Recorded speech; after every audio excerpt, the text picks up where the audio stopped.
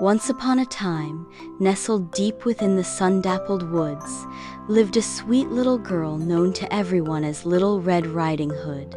She earned her name from the bright red cloak she wore every day, a special gift sewn by her grandmother. Red loved the forest, the singing birds, the whispering trees, and most of all, the scent of berries that filled the air every spring. One beautiful morning, golden sunlight poured through the windows of Red's charming wooden cottage. Birds chirped just outside as warm rays kissed the tops of the flower pots lined neatly on the windowsill. Inside, the cottage buzzed with cozy cheer.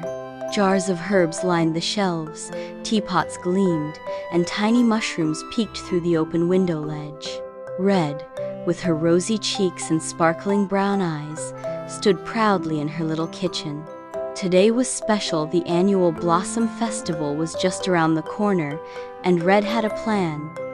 "I'll bake the most magical pie anyone has ever tasted," she declared to the tulips growing beside the sink. "One that brings smiles, sweetness, and maybe just a pinch of magic." She tied on her apron, pulled out her enchanted berry book, and began gathering ingredients. She reached into the cupboard for a jar of moon sugar, picked fresh strawberries from her garden, and added a drop of forest honey gifted by the bees last summer. With careful hands, she rolled out the dough, humming an old forest tune. As she placed the pie in the oven, a warm glow lit up the entire cottage. The scent of berries and magic swirled in the air. Red smiled, placing her hands on her hips. "Just wait until Grandma tastes this," she giggled. But just as she was cleaning her mixing bowl, a soft knock tapped at the door. Knock, knock. Red blinked in surprise.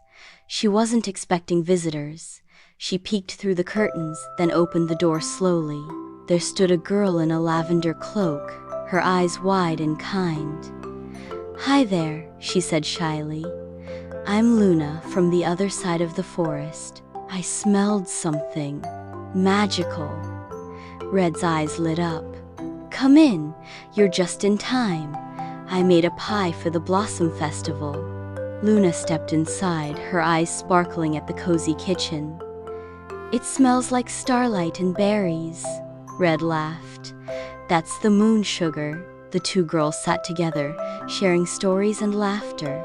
Luna revealed she was from a hidden part of the forest where fairies danced and dreams whispered through the trees. Red told her about Grandma's wildflower garden and the sleepy owls that read books in the library tree. As the oven dinged, the room filled with even more magic. The pie glowed softly, its crust perfectly golden, the berries shimmering as if touched by fairy dust. They took it out carefully, and Luna whispered, "This pie, it's not just enchanted, it's alive with kindness." Suddenly the pie blinked. Yes, blinked. Red gasped. "Did it just?" The pie opened its little blueberry eyes, smiled with whipped cream, and let out a tiny giggle. "Thank you for baking me," it squeaked. Red and Luna stared at each other, wide-eyed. "This is the best baking day ever," Red whispered. The enchanted pie bounced gently, then floated into the air like a balloon. "To the Blossom Festival we go," it sang. And so, Red and Luna packed a picnic basket, tied little red ribbons on the pie's corners to keep it steady, and set off on the forest trail. Birds fluttered above, wildflowers bent in their direction, and sunbeams danced along the path. They passed forest friends along the way, a curious squirrel who wore a top hat, a fox who offered a flower, and a sleepy deer who waved with her velvet antlers. When they reached the Blossom Festival clearing, everyone stopped to stare. A pie, floating, glowing, smiling. Red and Luna set the enchanted pie on a table of moss and roses. The villagers gathered, oohing and ahing. Then, the mayor, an old turtle with spectacles, took a bite. His shell sparkled, his eyes twinkled, and he began to dance. Soon everyone was laughing, twirling, and singing. The enchanted pie filled every heart with joy, and every step with rhythm. It wasn't just the magic, it was the kindness Red had baked into every bite. As the sun set, casting golden light through the pink blossoms, Grandma arrived, her arms wide open. "My sweet Red," she beamed. "You've made something truly wonderful." Red blushed. "I just wanted to make people smile." Grandma hugged her tight. "You've done more than that. You've made a memory that will live in every heart here."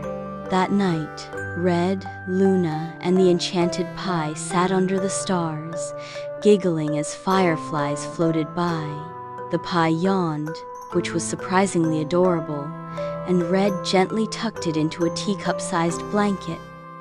"Sweet dreams," she whispered. And so, in the heart of the forest, where love, magic, and laughter grow side by side, Little Red Riding Hood became known not just for her cloak, but for baking the sweetest spell the forest had ever known. The end.